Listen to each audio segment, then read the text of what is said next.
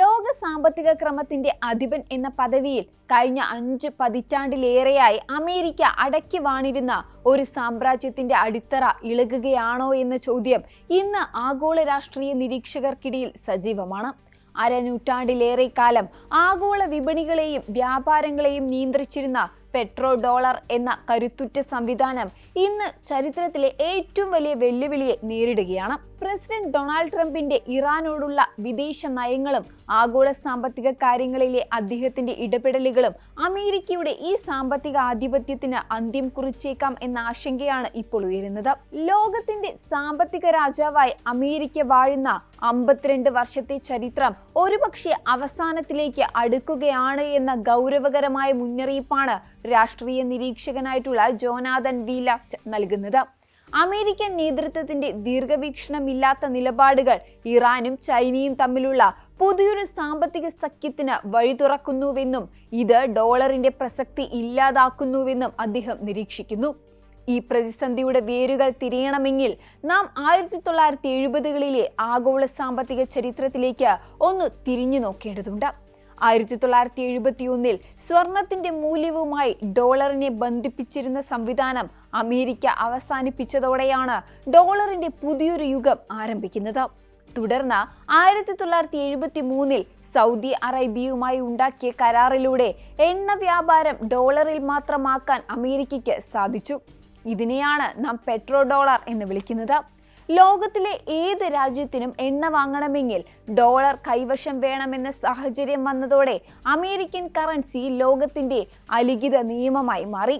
എന്നാൽ ഇന്ന് ഇറാനുമായിട്ടുള്ള യുദ്ധസമാനമായിട്ടുള്ള സാഹചര്യങ്ങൾ ഈ സംവിധാനത്തിന്റെ അടിവേരറുക്കാൻ ചൈനയെയും ഇറാനെയും പ്രേരിപ്പിക്കുകയാണ്. ഡോളറിനെ ഉപയോഗിച്ച് മറ്റ് രാജ്യങ്ങളെ സമ്മർദ്ദത്തിലാക്കുന്ന അമേരിക്കൻ തന്ത്രം ഇപ്പോൾ അവർക്ക് തന്നെ തിരിച്ചടിയാകുന്ന കാഴ്ചയാണ് നാം കാണുന്നത്. ഇറാൻ വിഷയത്തിൽ അമേരിക്ക സ്വീകരിക്കുന്ന നിലപാടുകൾ തികച്ചും വിരോധാഭാസമാണ് എന്ന് ജോനാഥൻ വി ലാസ്റ്റ് ചൂണ്ടിക്കാണിക്കുന്നുണ്ട്. ഇറാൻ വളരെ കൃത്യമായ പ്ലാനിങ്ങോടെ കരുക്കൾ നീക്കുമ്പോൾ അമേരിക്ക പലപ്പോഴും ദിശാബോധമില്ലാത്ത നയങ്ങളാണ് പിന്തുടരുന്നത്. അമേരിക്ക ചെക്കേഴ്സ് കളിക്കുമ്പോൾ ഇറാൻ കളിക്കുന്നത് ചെസ് ആണ് എന്ന അദ്ദേഹത്തിന്റെ നിരീക്ഷണം ശ്രദ്ധേയമാണ്. ഇറാന്റെ രാഷ്ട്രീയ നേതൃത്വം കടുത്ത പ്രതിസന്ധികൾക്കിടയിലും തങ്ങളുടെ തന്ത്രപരമായ ലക്ഷ്യങ്ങൾ നേടുന്നതിൽ വിജയിച്ചിരിക്കുന്നു. സമുദ്ര വ്യാപാരത്തിന്റെ ജീവനാഡിയായ ഹോർമുസ് കടലിടുക്ക് നിയന്ത്രിക്കാനുള്ള ഇറാന്റെ നീക്കങ്ങൾ കേവലം ഒരു സൈനിക നീക്കമല്ല, മറിച്ച് അതൊരു സാമ്പത്തിക ആയുധമാണ്. ഈ സാഹചര്യത്തിലാണ് ഇറാൻ തങ്ങളുടെ എണ്ണ വ്യാപാരത്തിനായി ചൈനയുടെ സഹായം തേടുന്നത്. ഡോളറിന് പകരം ചൈനീസ് കറൻസിയായ യുവാൻ ഉപയോഗിച്ച് എണ്ണ വ്യാപാരം നടത്താൻ ഇവർ തയ്യാറായാൽ അത് അമേരിക്കൻ സാമ്പത്തിക വ്യവസ്ഥയുടെ തകർച്ചയുടെ തുടക്കമായിരിക്കും. ചൈനയെ സംബന്ധിച്ചിടത്തോളം അമേരിക്കൻ ഡോളറിന്റെ ആധിപത്യം തകർക്കുക എന്നത് അവരുടെ ദീർഘകാല സ്വപ്നമാണ്. ലോകത്തിലെ ഏറ്റവും വലിയ എണ്ണ ഇറക്കുമതി രാജ്യമായ ചൈനയ്ക്ക് തങ്ങളുടെ കറൻസിയായ യുവാന് അന്താരാഷ്ട്ര പദവി നൽകാൻ ഇതിലും നല്ലൊരു അവസരം ലഭിക്കാനില്ല. ഇറാനിൽ നിന്നുള്ള എണ്ണ യുവാനിൽ വാങ്ങാൻ ചൈന കരാറിൽ ഏർപ്പെട്ടാൽ അത് മറ്റ് രാജ്യങ്ങളെയും സമാനമായ ചിന്തകളിലേക്ക് നയിക്കും. റഷ്യയും ബ്രസീലും ഉൾപ്പെടെയുള്ള രാജ്യങ്ങൾ നേരത്തെ തന്നെ ഡോളറൈസേഷൻ അഥവാ ഡോളറിനെ ഒഴിവാക്കിയുള്ള വ്യാപാരത്തിന് താല്പര്യം പ്രകടിപ്പിച്ചിട്ടുണ്ട്. ഇറാൻ ചൈനയുമായി ഇത്തരമൊരു ധാരണയിൽ എത്തുന്നത് ലോക സാമ്പത്തിക ക്രമത്തിൽ ഡോളറിന്റെ ബ്ലാക്ക് സ്റ്റോപ്പിംഗ് അഥവാ സുരക്ഷാ കവചം എന്ന പദവി നഷ്ടപ്പെടുത്തും. ഇത് അമേരിക്കൻ സമ്പദ് വ്യവസ്ഥയ്ക്ക് വരുത്തിവെക്കുന്ന ആഘാതം കണക്കാക്കാവുന്നതിലും അപ്പുറമായിരിക്കും. ട്രംപിന്റെ വിദേശ നയങ്ങളെ ലാസ്റ്റ് നിശിതമായി വിമർശിക്കുന്നുണ്ട്. വൈകാരികമായും അസ്ഥിരമായും പ്രതികരിക്കുന്ന ഒരു നേതൃത്വത്തിന് കീഴിൽ അമേരിക്കൻ താൽപര്യങ്ങൾ സംരക്ഷിക്കപ്പെടില്ല എന്ന് അദ്ദേഹം വാദിക്കുന്നു. വിരലിൽ എണ്ണാവുന്ന മിനിറ്റുകൾക്കുള്ളിൽ പരസ്പര വിരുദ്ധമായ ട്വീറ്റുകൾ വഴി ലോകത്തെ ഞെട്ടിക്കുന്ന ഒരു രീതിയാണ് അമേരിക്കൻ പ്രസിഡന്റ് പിന്തുടരുന്നത് എങ്കിൽ മറുവശത്ത് ഇറാൻ വളരെ ശാന്തമായും ആസൂത്രിതമായും അമേരിക്കൻ സാമ്പത്തിക ക്രമത്തിന്റെ ബലഹീനതകൾ പഠിക്കുകയാണ്.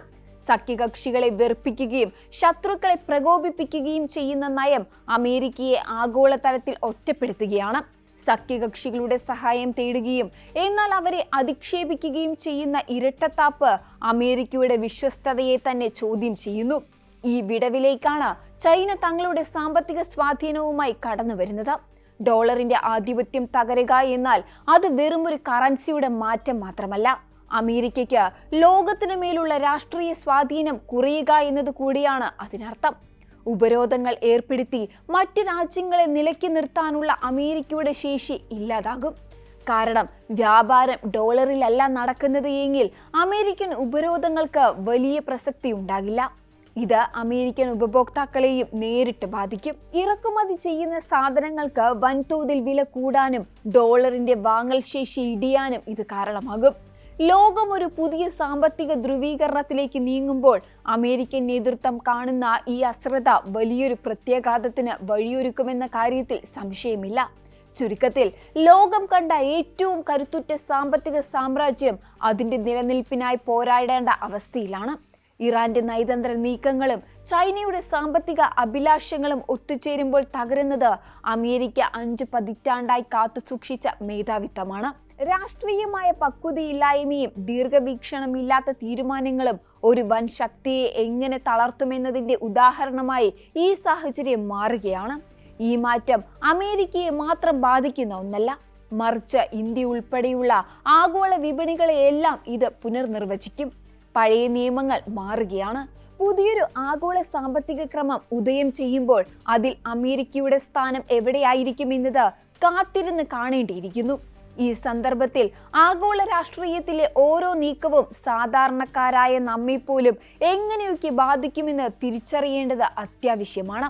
ലോക സാമ്പത്തിക ഭൂപടത്തിലെ ഈ മാറ്റങ്ങൾ നിങ്ങൾ ശ്രദ്ധിക്കുന്നുണ്ടോ? വരാനിരിക്കുന്ന പുതിയ ക്രമത്തിനായി നാം എത്രത്തോളം തയ്യാറെടുത്ത് കഴിഞ്ഞു എന്നതിനെ കുറിച്ച് ചിന്തിക്കേണ്ട സമയം അതിക്രമിച്ചിരിക്കുന്നു. കൂടുതൽ വാർത്തകൾക്ക് news 18 Keralam YouTube channel subscribe ചെയ്യുക.